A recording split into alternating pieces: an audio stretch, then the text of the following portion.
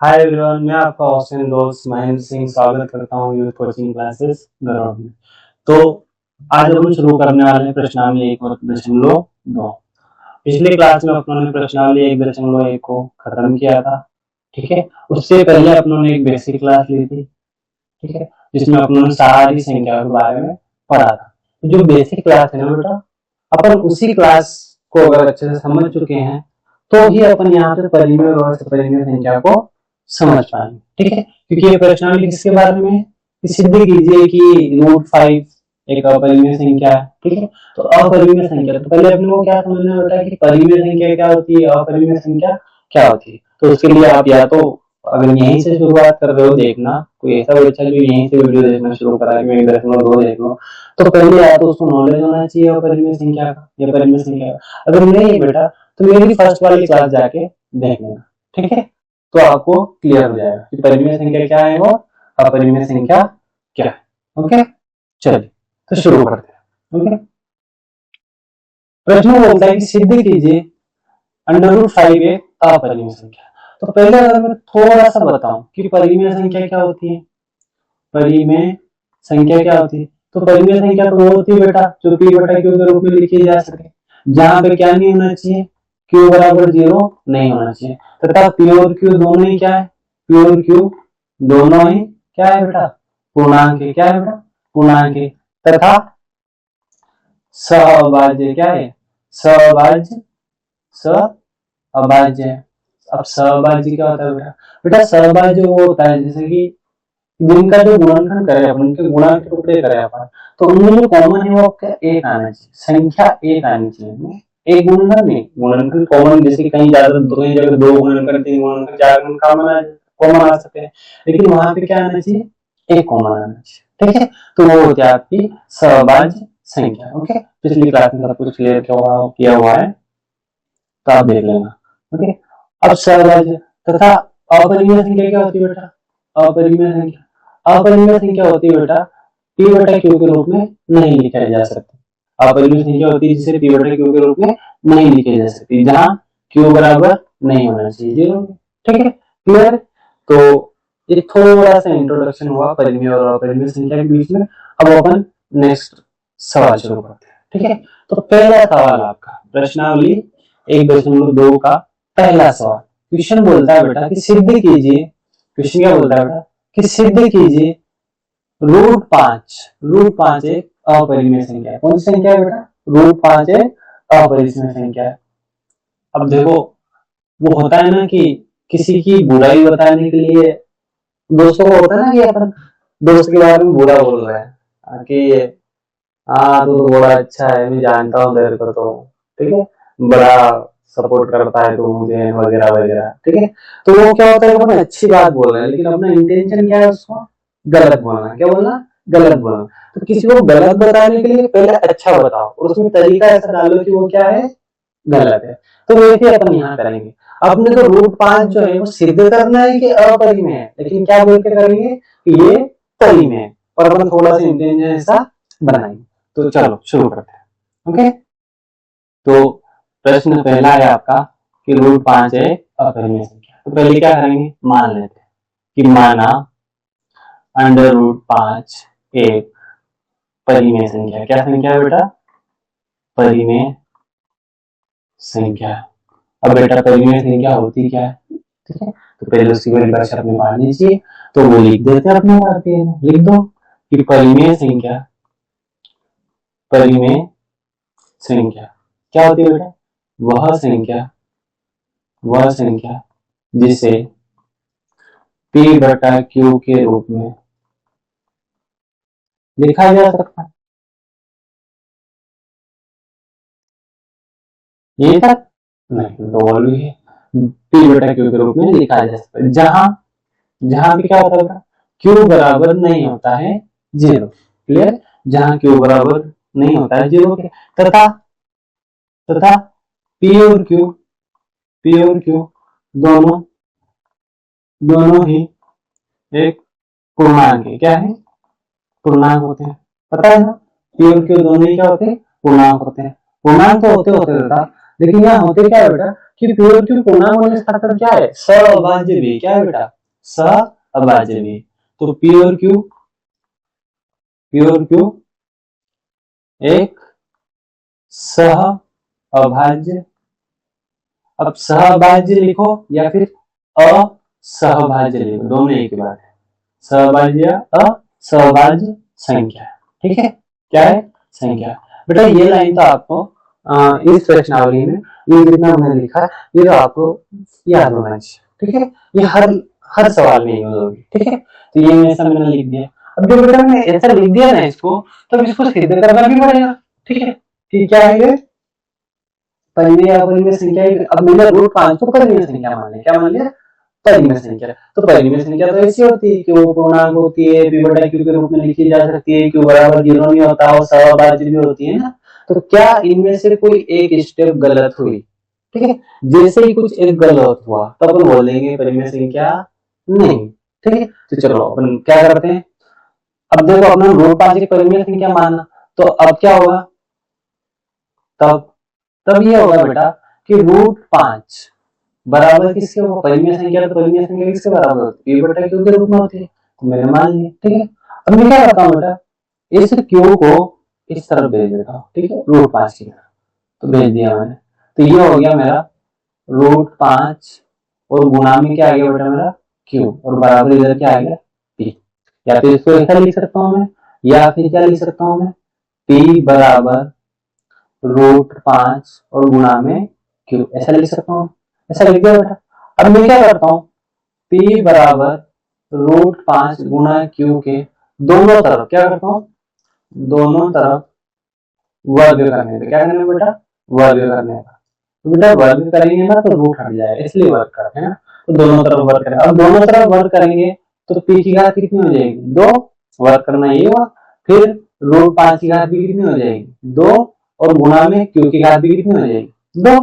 तो बेटा यहाँ क्या होगा कि रूट से ये वर्ग कट जाता है। अब कैसे कटता है, देखो इधर देखो, होता क्या है बेटा कि एक सरल समीकरण होती है, x की पावर 1/2 बराबर होता है अंडर रूट में x, ऐसा होता है। तो जब क्या होता है कि अंडर रूट में x होता है ना, ये आपका 1/2 होता है। और जब इसका भी अपन वर्ग करते हैं तो क्या होता है, x की पावर 1/2 तो है सही बेटा, और इसका भी वर्ग हो जाता है, क्या हो जाता है, वर्ग। तो ये बराबर में इधर भी क्या हो जाएगा, अंडर रूट x का वर्ग, दोनों तरफ वर्ग हो गया। तो बेटा ये जो 2 है ना, x की पावर 1/2 गुना 2, ये पावर कट जाती है। फिर कट जाती है तो इधर भी क्या होती है, रूट से रूट कट जाता है, तो वो x हो जाता है, इधर भी x और इधर भी x हो जाता है, ठीक है। तो इस तरीके से अपन लिख सकते हैं कि रूट से वर्ग कट जाता है। तो अब क्या बचा बेटा, यहाँ बचा p की घात 2 बराबर 5 गुणा q की घात 2, या तो ये लिखो या फिर ऐसा लिख दो कि p की घात 2 बराबर 5 q की पावर 2। इसको बोल देता हूँ समीकरण, क्या बोलता हूँ, समीकरण, ठीक है। अब क्या हुआ बेटा, समीकरण 1 देख लो, समीकरण 1 थी बेटा अपनी p की घात 2 बराबर 5 q की घात 2, ठीक है। ये आपकी समीकरण 1 थी जो मैंने पहले लिखी थी। अब देखो बेटा यहाँ क्या दिख रहा है तुम्हें, अगर ये 5 इधर बटे में आता है ना, समझना मत, अगर ये 5 बटे में आता है तो p की घात 2 के बटे में, p की घात 2 के बटे में, इसका मतलब p की घात 2 5 से कट रहा है, क्या हो रहा है, कट रहा है, मतलब विभाजित हो रहा है, ठीक, समझ आ रही है आपको। p की घात 2 जो है वो 5 से कट रहा है, तो चलो इसको इधर भेज के देते हैं, p की घात 2 बटे 5 बराबर q की घात 2, तो ये कट रहा है। अब ये कट रहा है मतलब p की घात 2 क्या है, 5 से विभाजित है, क्या है, p की घात 2 5 से विभाजित, ऐसा लिख सकता हूँ मैं कि p की घात 2 5 से विभाजित। चलो तो अपन क्या करते हैं, इतना बस समझाने के लिए था, इतना अपने को नहीं लिखना, अपने को यही समझना है, क्या समझना है, यही पर समझना कि यहाँ क्या लिखा कि समीकरण 1 से ज्ञात है, क्या है अपने को ज्ञात है कि p की घात 2 5 से विभाजित है, क्या है, 5 से विभाजित है। अब p की घात 2 5 से विभाजित है, इसका मतलब क्या हुआ, इसका मतलब ये हुआ कि p भी 5 से विभाजित होगा, क्या होगा, विभाजित होगा। अब p की घात 2 5 से विभाजित है बेटा, तो ऑब्वियसली बात है कि p भी 5 से विभाजित होगा। अब अपने को एक पी जो है, जैसे पी बटा क्यू पहली मेथड क्या होती है, तो पी और क्यू में से मैंने पी को तो बता दिया कि ये 5 से भी विभाजित है। अब बात आती है क्यू की, तो अपन क्या करते हैं बेटा, यहाँ मान लेते हैं, क्या करते हैं, इसके बाद अब दूसरा स्टेप ये कि माना माना पी बराबर, क्या मानेंगे बेटा, माना पी बराबर, अब जितनी संख्या इस क्यू के गुणा में है कितनी है, 5, तो उतना लिखेंगे 5, और कोई एक मान लें, कुछ भी X Y A B C कुछ भी मान लेंगे, तो मैं मान लेता हूँ 5x, क्या मान लेता हूँ 5x, पी बराबर क्या हो गया 5x हो गया। अब इसको क्या करेंगे, समीकरण 1 में रख दो, तब समीकरण 1 से तो ये माना, तब समीकरण एक क्या है, पी की घात 2 बराबर 5 क्यू की घात 2, तो पी की जगह क्या आ जाएगा बेटा 5x, और इसकी घात भी 2 बराबर 5 क्यू की घात 2। कहां से लिखा आपने, समीकरण 1 से लिखा, समीकरण 1 से लिखते हैं, तो पी की घात 2, ये दोनों की घात अलग हो जाएगी, 5 की घात भी 2 हो जाएगी और x की घात भी 2 हो जाएगी, इधर 5 क्यू की घात 2, तो 5 की घात 2 कितना होता है, 5 बचो 25, x की घात 2 बराबर 5 क्यू की घात 2, तो 5 एकम 5 और 5 बचो 25। ठीक है बेटा, होता क्या है कि अपन इसको इस तरीके से काट सकते हैं, अगर मेरे पास x बटा y और इधर अल्फा बटे बीटा कुछ भी हो ना, तो मैं यहाँ से यहाँ काट सकता हूँ, मैं यहाँ से यहाँ काट सकता हूँ, मैं यहाँ से यहाँ काट सकता हूँ, मैं यहाँ से यहाँ काट सकता हूँ, मतलब कि मैं बराबर काट सकता हूँ, नीचे भी बराबर काट सकता हूँ, ऊपर बटा बटी में काट सकता हूँ, इधर बटा बटी में काट सकता हूँ, लेकिन क्रॉस में नहीं काट सकता। ठीक है, क्रॉस में नहीं काट सकते। ठीक, इतना ध्यान रखना। ओके, तो ये आपकी बेसिक चीजें होती है कि आप काट मतलब भाग कैसे करते हैं। ठीक है, तो ये हो गया। अब क्या बचा, 5 बार कट गया बेटा, तो ये बचा 5x की घात 2 बराबर q की पावर 2। अब बेटा ये बन गई समीकरण 2। क्या बन गई, समीकरण 2। अगर मैं इसको ध्यान से देखूं, देखो अपनों ने इस वाली समीकरण क्या बोला था, p की घात 2 बराबर 5 q की घात 2, तो p की घात 2 5 से विभाजित है। ठीक है, इधर देखना, इधर 5 है, क्या है 5, और इधर है q की घात 2। अगर ये 5 इधर बटे में आता है तो क्या लिख सकते हैं अपन, x की पावर 2 बराबर q की घात 2 बटे में 5, मतलब q की घात 2 5 से विभाजित है। ठीक है, मतलब क्या हुआ इसका कि q की घात 2 5 से विभाजित, तो अपन यहाँ नहीं लिखेंगे, अपन इसको यहीं खत्म करेंगे, समीकरण 2 लिखे। ठीक है, हाँ समीकरण 2 ऐसा ना लिखे, अगर अपन इसको ऐसा भी लिखें तो ये भी चलेगा, या तो या q की घात 2 बराबर 5x की घात 2, ऐसा भी अपन लिख सकते हैं। ठीक है, इस समीकरण को आप किसी भी तरीके से लिख सकते हो। ओके, कोई प्रॉब्लम नहीं। तो अब क्या करेंगे, जैसे वहां लिखा था अपना, अब समीकरण 2 से ज्ञात है कि क्या ज्ञात है समीकरण 2 से अपने को, समीकरण 2 से ज्ञात हुआ कि q की घात 2 भी 5 से क्या है बेटा, विभाजित है। क्या है, 5 से विभाजित है। क्लियर, q की घात 2 भी 5 से विभाजित है, अतः q भी 5 से विभाजित होगा। ठीक है, 5 से विभाजित होगा। ठीक है, मतलब बेटा यहाँ क्या आया आखिरी में, अपने पास मेन चीज ये है बेटा, अपने पास यहाँ पर आखिरी में आया कि P जो है वो भी 5 से कट रहा है, Q जो है वो भी 5 से कट रहा है, लेकिन बेटा सहअभाज्य संख्या क्या बोलती है, सहअभाज्य संख्या बोलती है कि वो दोनों संख्याएं ही अपने आप में सिर्फ 1 से कटे, कॉमन काय से कटे, 1 से कटे, इसके अलावा किसी और से ना कटे। ये बात होती है सहअभाज्य की, मतलब उनके जब p का मैं गुणनखंड निकालूं, मतलब पता क्या है कि p का अगर गुणनखंड निकालूं और q के गुणनखंड निकालूं, तो उनमें जो कॉमन गुणनखंड आएगा ना बेटा, वो आपका एक आना चाहिए, इधर भी 1 से कट रहा है, इधर भी 1 से कट रहा है, बाकी किन से कट रहा है वो मैच नहीं करने चाहिए। ठीक है, ये परिभाषा होती है सहअभाज्य। लेकिन यहाँ पे बेटा क्या हो गई, परिभाषा हो गई फेल। क्या हो गई, फेल। क्यों हुई, क्योंकि p भी 5 से कट गया, q भी 5 से कट गया, मतलब कि P और Q दोनों 5 से भी कट, 5 से कॉमन है, P और Q के गुणनखंड क्या हुए 5 और एक एक तो होता ही, मतलब ये परिभाषा यहाँ पर सिद्ध नहीं हुई, संतुष्ट नहीं हुई। तो इसका क्या करेंगे अपन, एक मिनट में इसको क्लीन कर देता हूँ, अपन प्रॉपर वे में समझाने के बाद में किस तरीके से कॉपी में लिखेंगे, ठीक है। ओके, तो ये मैंने लिख दिया। ओके, एक पेज और ऐड कर लेते हैं।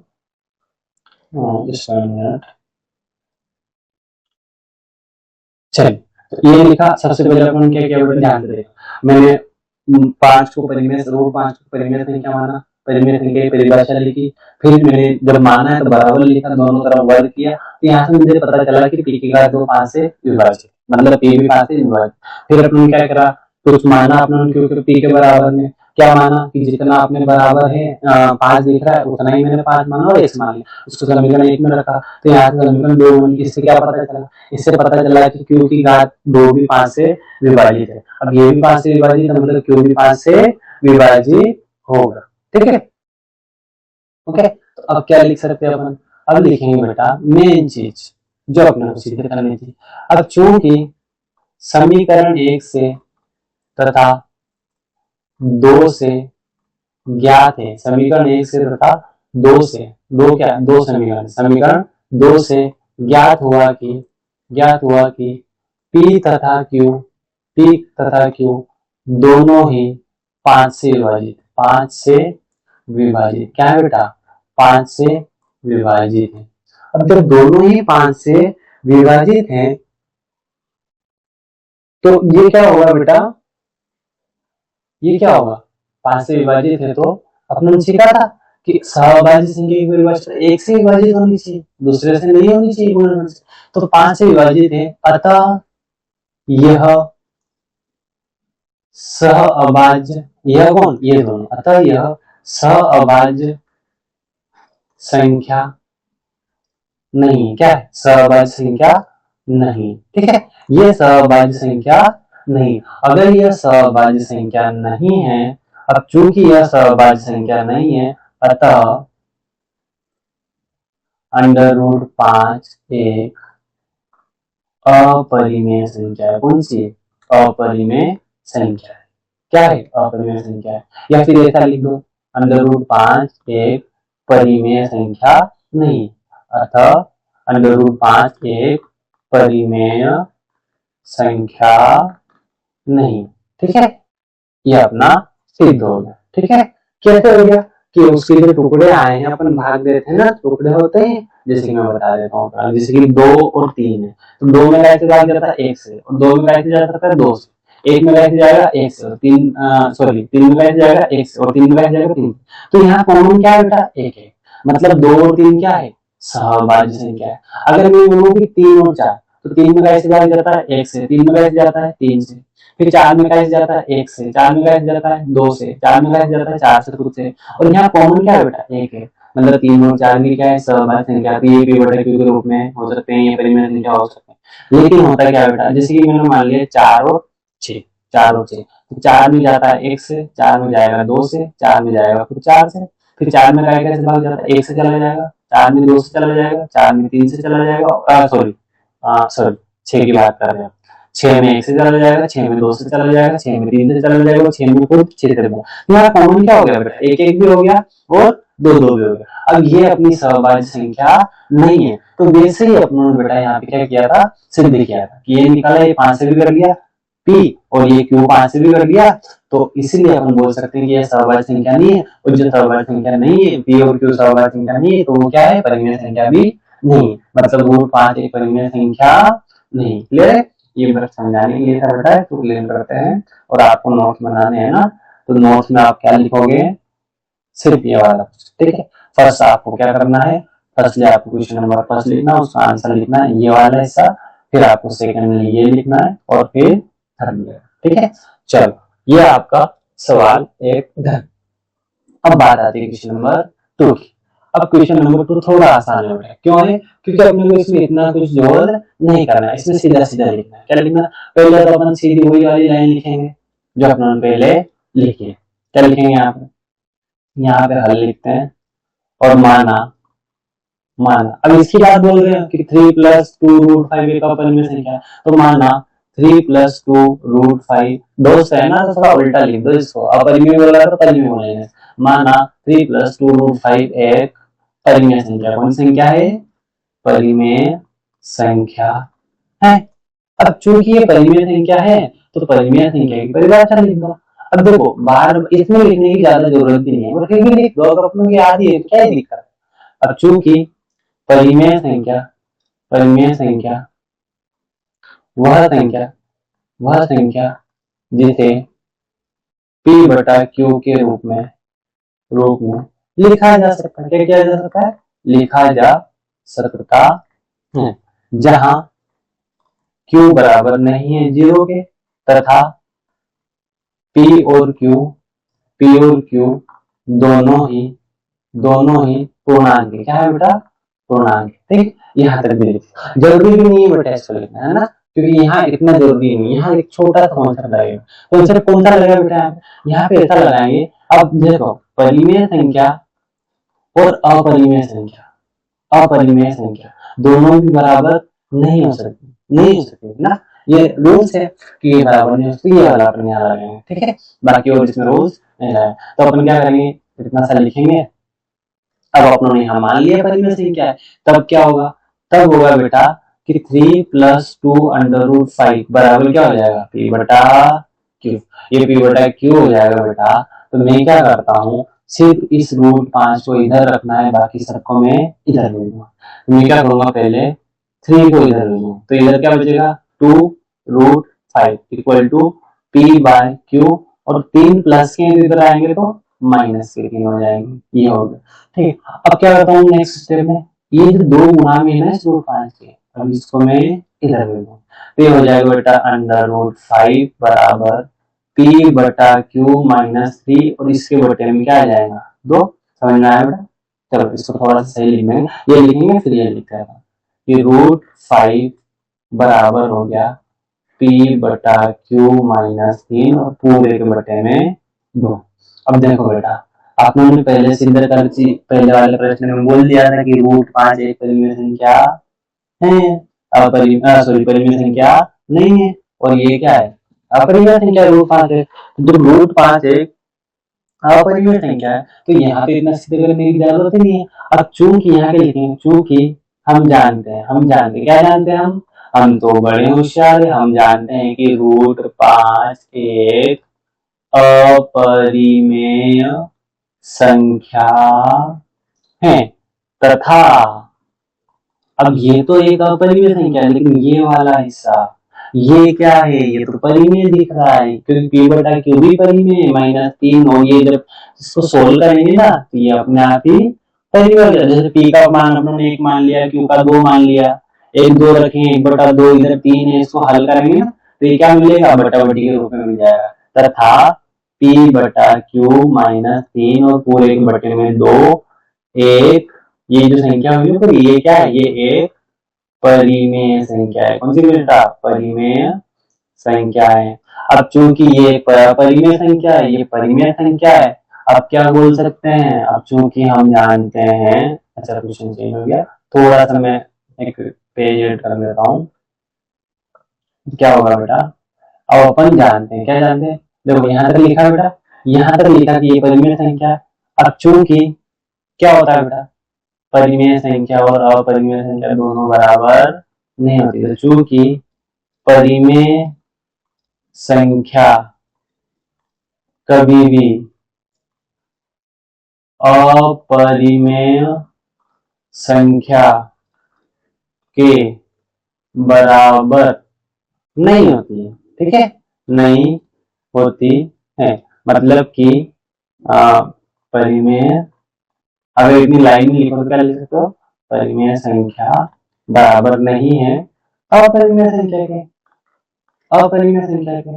और चूंकि यहाँ सिद्ध हो गया, अब यहाँ सिद्ध हो गया तो आप बोल सकते हैं अतः कौन सा सवाल है बेटा? अतः 3 + 2√5, अतः 3 + 2√5 एक परिमेय संख्या नहीं है। क्या है?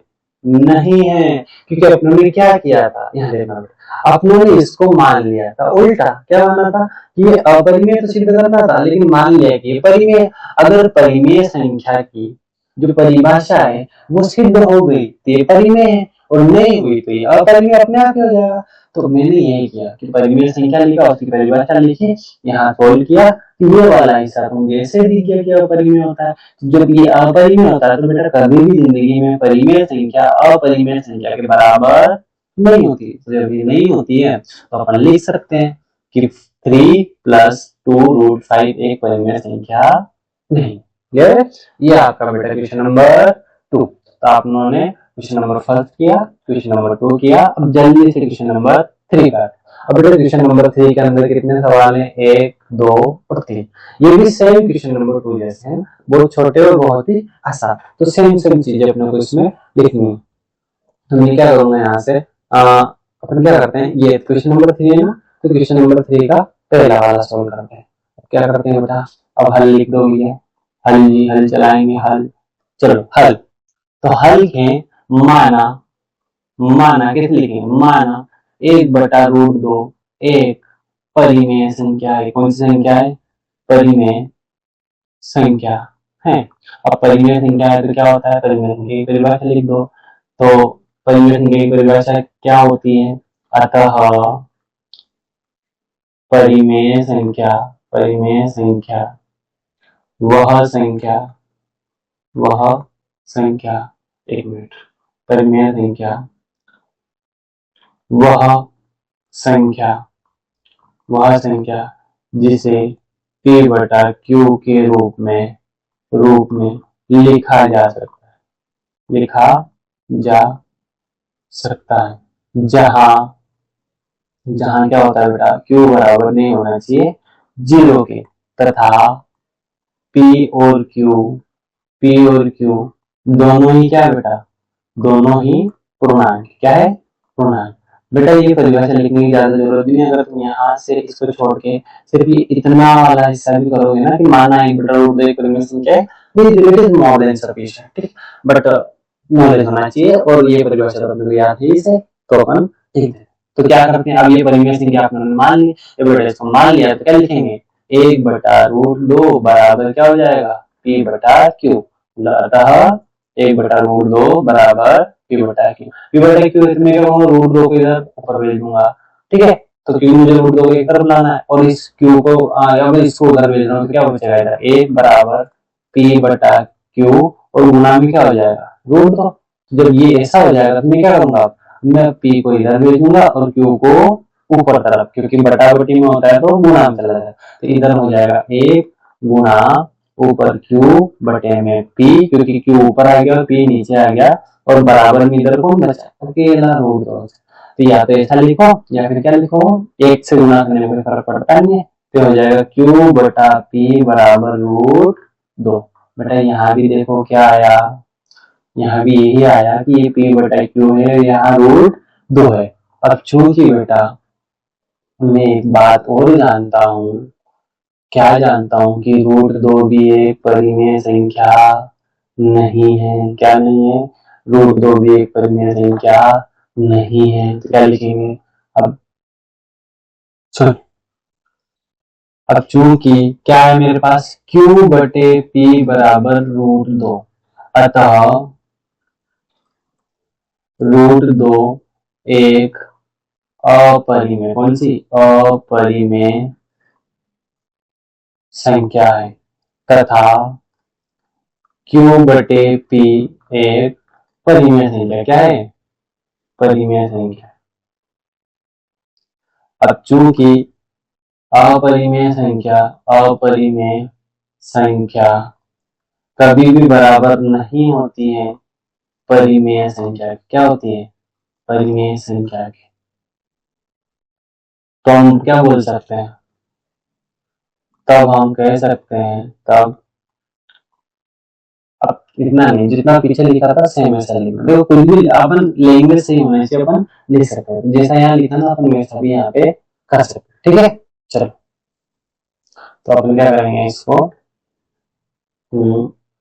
यहाँ पे पेस्ट, चलो जैसा लिखा था उसको वैसा का वैसे, जस्ट 1 मिनट, ऐसा इसको हटा दो पूरा।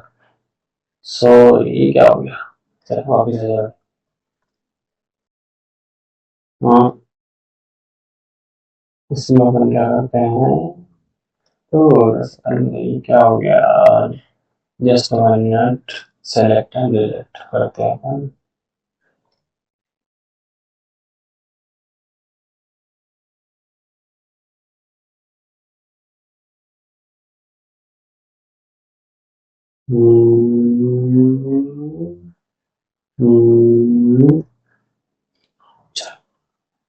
चल, अब यहाँ क्या लिखना है, यहाँ थोड़ा सा चेंज करते हैं अपन। यहाँ क्या है, अतः अतः √2, सॉरी अतः कौन सा था सवाल, अतः 1/√, क्या, अतः 1/√2 एक परिमेय संख्या, नहीं ये लिख, तो क्या लिखेंगे यहाँ पे, ये अपना हल किया, कैसा किया, Q/P बराबर √2 आया, ठीक है, तो ये √2 आया, तो मैंने लिख दिया कि परिमेय संख्या कभी भी अपरिमेय संख्या बराबर नहीं होती है, और या इसको इतना सा भी लिख दो कि परिमेय संख्या बराबर नहीं होती है, अतः 1/√2 एक परिमेय संख्या नहीं है, ठीक है। Question number first. अब तो अपन क्या करते हैं, पूरा सेम सवाल अगर मैं देखो वहां पर, इधर देखना, ठीक है। क्वेश्चन नंबर 3 का ऑप्शन नंबर दूसरा 7√5, तो 7√5 में क्या होता है, वापिस से वही सब कुछ जो अपनों ने यहाँ लिखा, क्या लिखा था कि माना, इसको करते माना, सॉरी हल, हल में क्या लिखेंगे, माना 7√5 एक क्या है, परिमेय संख्या, क्या है, परिमेय संख्या है। अब बेटा बार बार लिखने से हो जाए, मैं थोड़ा टेक्नोलॉजी का यूज करके ये लिख दूं कि हाँ ये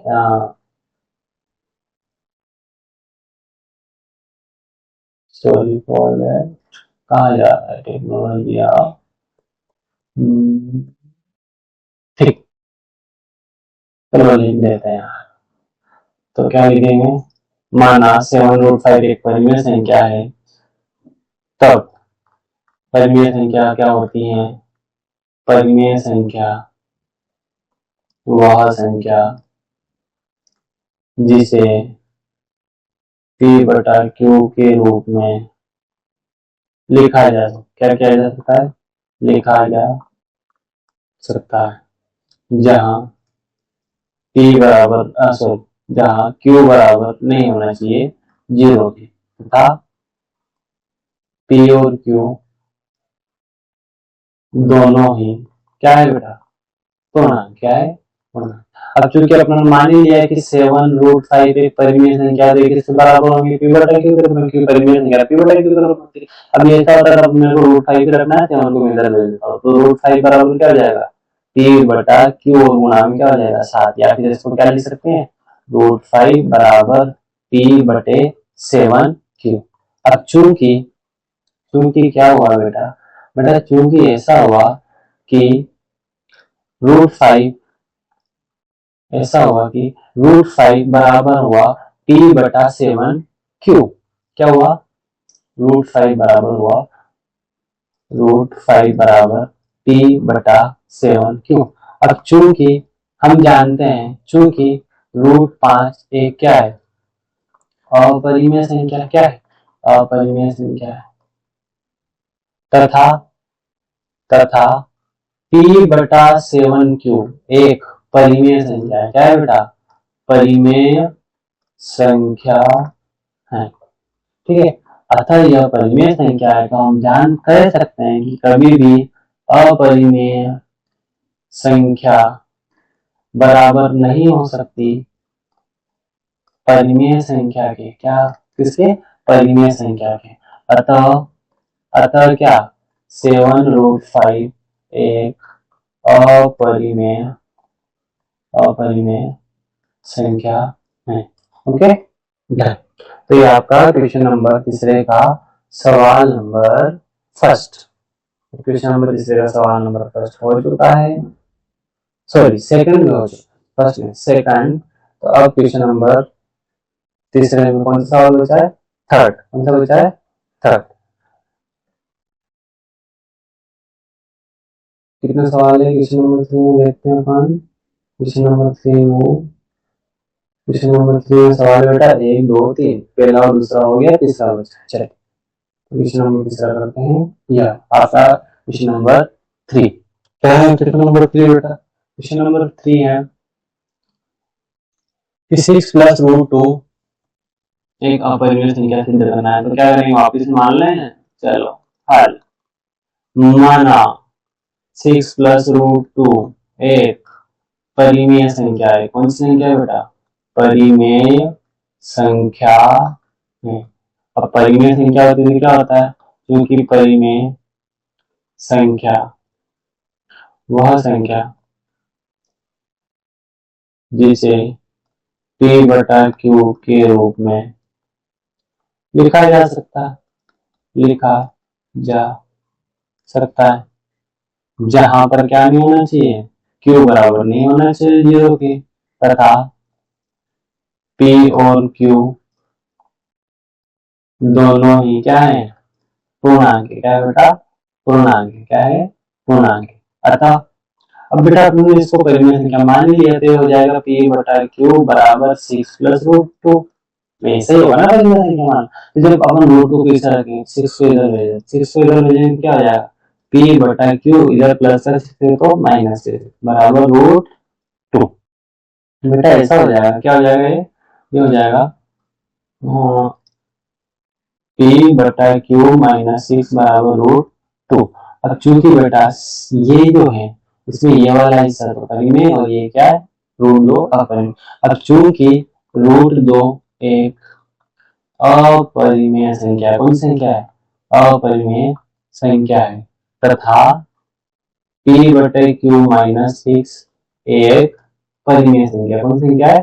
परिमेय संख्या है। कौन सी संख्या है? परिमेय संख्या।